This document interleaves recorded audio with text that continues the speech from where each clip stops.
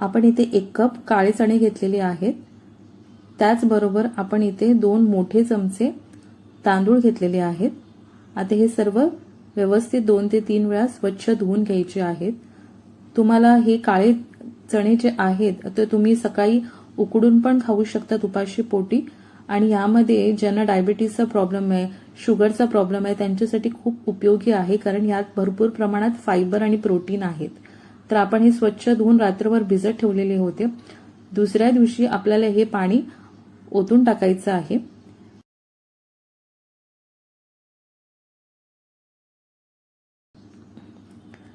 हे पहा, पाणी सगळं काढून घेतलेलं आहे। आता मिक्सरच्या भांड्यामध्ये आपल्याला हे सगळं थोडं थोडं करून टाकून घ्यायचं आहे। प्रमाण कमी असल्यामुळे एकाच बॅचमध्ये होऊन जाईल।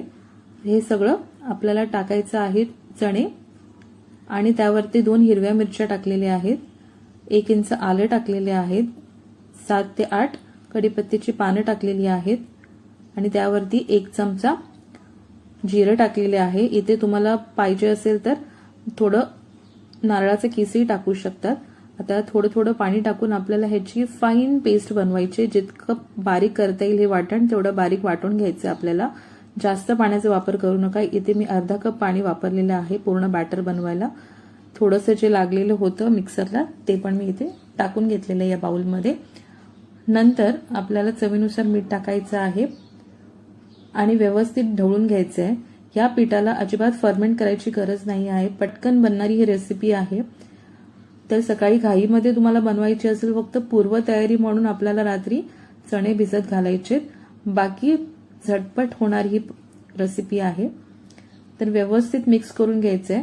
दुसऱ्या बाजूला मी भिडं गरम करत ठेवलेलं, नेहमीप्रमाणे आपल्याला तेल लावायचं आहे सगळ्या बाजूनी आणि पाणी शिंपडायचंय। जे पाणी शिंपडल्यानंतर कपड्याने पुसून घ्यायचं आहे। हे केल्याने डोसे तुमचे छान एकसारखे होतात आणि व्यवस्थित चारी बाजूनी शिजतात सुद्धा।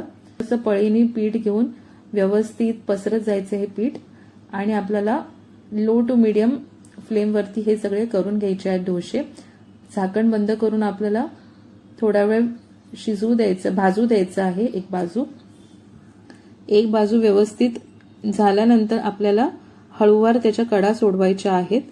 या पद्धतीने जितकं पातळ करता येतील तितके। जर तुम्ही एकदम पातळ बनवलेत हे डोसे ते एकदम क्रिस्पी होतात, थोडेसे जाडसर बनवले तर आंबोळीसारखे लागतात। तर हे पहा किती छान रंग आलेला आहे। दोन्ही बाजूनी आपल्याला हे छान भाजून घ्यायचे आहेत, क्रिस्पी छान लालसर कलर आल्यामुळे तुम्हाला जाणवू शकेल की त्याची क्रिस्पीनेस। हे पहा, जास्त तेलाचाही वापर आपण केलेला नाही आहे, त्यामुळे खूप हेल्दी आहे। दोन्ही साईडनी बघू शकाल की छान शिजलेली आहे हे डोसे। अशीच मी दुसरी पण एक डोसा बनवून दाखवते। फार काय वेळ लागत नाही, फार काय आपल्याला मेहनत नाही, आणि फार काय जास्त जिन्नसची गरज नाही। 2च आपण गोष्टी वापरलेल्या आहेत, काळे चणे आणि तांदूळ। या दोन्ही गोष्टी वापरून आपले छान डोसे तयार होतात। खूप हेल्दी आहे, तुम्ही नक्की करून पहा, तुम्हाला नक्की आवडेल। आणि ह्याच्यासोबत मी इथे खोबऱ्याची चटणी सर्व केलेली आहे। तुम्हाला मी इथे एक तोडून दाखवते, तुम्हाला कळेल की ती व्यवस्थित शिजलेले, अजिबात कचवट राहत नाही। तर तुम्ही पण या पद्धतीने एकदा करून पहा आणि तुमचे जे काय असतील अनुभव ते माझ्याबरोबर नक्की शेअर करायला विसरू नका। आणि ही रेसिपी आवडली असेल तर लाईक, शेअर आणि सबस्क्राईब करायला विसरू नका।